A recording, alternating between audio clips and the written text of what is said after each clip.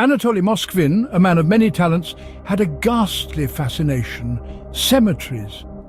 A college professor, a journalist, a linguist who mastered 13 languages, Moskvin was a man of intellect and curiosity.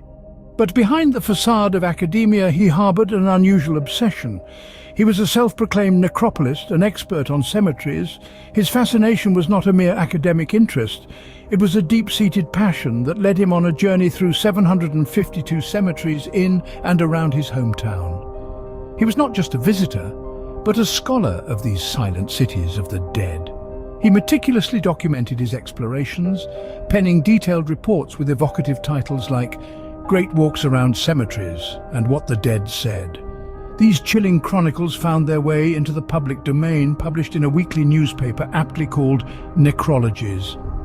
This curiosity, however, was not a sudden whim. It was rooted in an eerie incident from his adolescence. At the tender age of 13, a group of men forced him to participate in a funeral. A funeral not of a distant relative or a family friend, but of a stranger. They compelled him to perform a morbid ritual, to kiss the lifeless body of an 11-year-old girl, not once but thrice.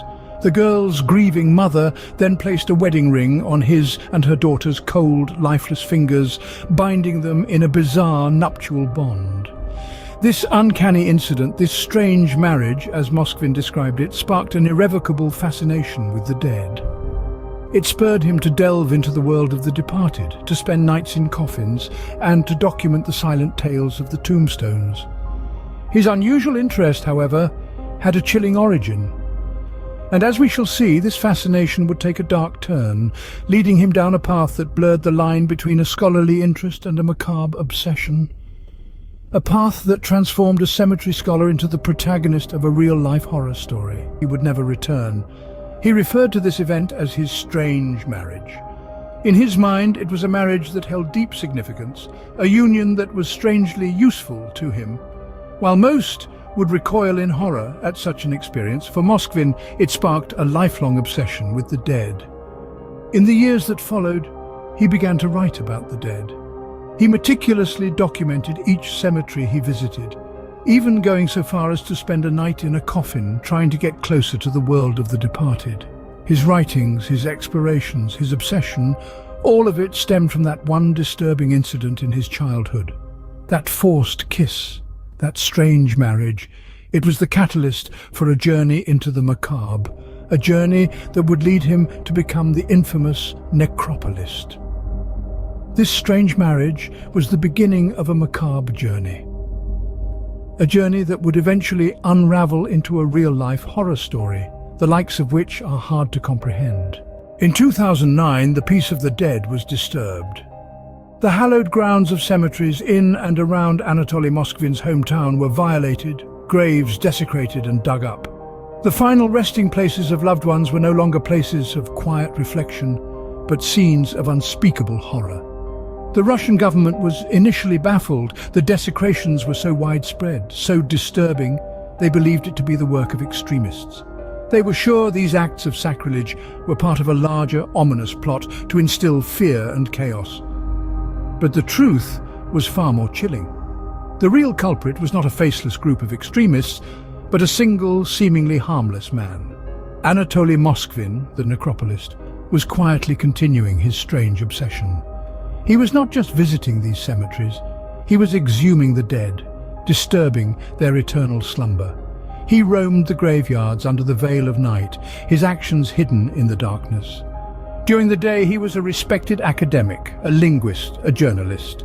His obsession with death and cemeteries was known, but seen as an eccentricity, a harmless fascination. Little did anyone suspect that his curiosity had turned into a morbid hobby. While the authorities were hunting for a group of extremists, Moskvin was blending into the crowd, his secret life hidden behind a facade of normality. His writings on cemeteries, once seen as the work of a dedicated scholar, now took a sinister tone.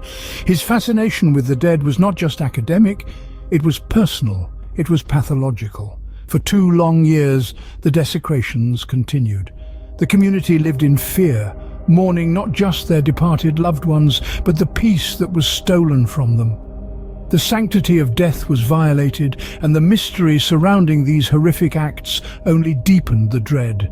But as with all things hidden in darkness, light eventually finds its way. The mystery was soon to be uncovered, the culprit unmasked. The seemingly harmless cemetery scholar was about to be revealed as the orchestrator of these horrific grave desecrations. The mystery of the desecrated graves was soon to unravel. In 2011, authorities finally caught a break. The horror story, shrouded in mystery and obscurity, was about to unravel. A darkness was looming over Nizhny Novgorod following a terrorist attack at Moscow's Domodedovo airport. Muslim graves were being desecrated, and the authorities were on high alert. And there, in the midst of the chaos, they found Anatoly Moskvin, a seemingly harmless scholar, painting over the pictures of dead Muslims. Moskvin, the man who was known for his fascination with cemeteries, was now caught in an act that was more than just peculiar. Although he wasn't desecrating the bodies themselves, his actions were enough to raise suspicion. He was promptly arrested, and an investigation was launched into his life.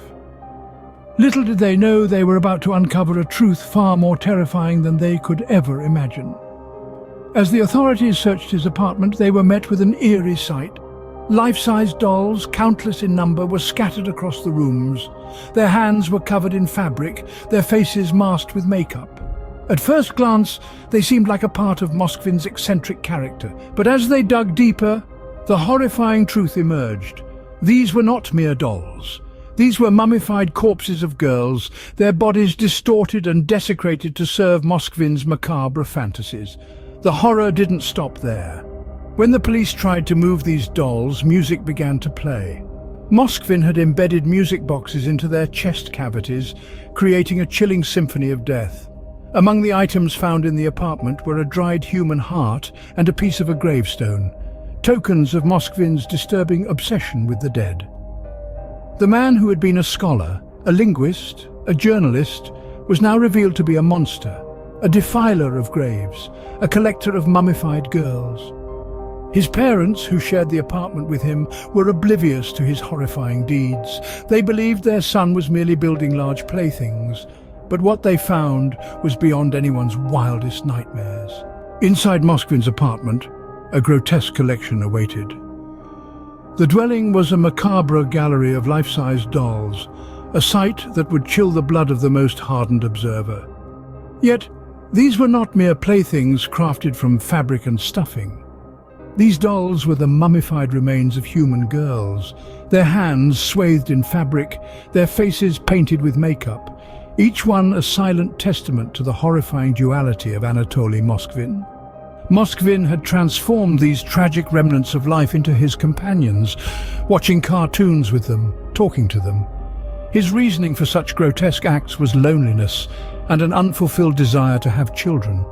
He was waiting for science to find a way to bring the dead back to life. Even more shocking was the obliviousness of his parents, who believed their son had merely developed a hobby of crafting large dolls. This chilling ignorance speaks volumes about the double life led by Moskvin, a respected scholar on one hand and a grave robber on the other. When the authorities attempted to move these eerie dolls, music boxes embedded within their chest cavities would begin to play, adding another layer of horror to an already surreal scene. Among the grim collection, a dried human heart and a fragment of a gravestone were also discovered, tangible proofs of Moskvin's grim fascination with death. The trial brought this chilling tale into the light. Moskvin confessed to 44 counts of abusing graves and dead bodies. His actions had inflicted immeasurable pain upon the families of his victims. One mother, Natalia Chardimova, poignantly remarked, "I had her for 10 years, he had her for 9, referring to the time her daughter's remains had been in Moskvin's possession. Anatoly Moskvin, a scholar turned grave robber, had created a real-life horror story within the confines of his own home. The mummified girls, the music boxes, the dried heart, they all paint the portrait of a man who crossed the boundaries of morality and decency, leaving a trail of heartbreak and horror in his wake.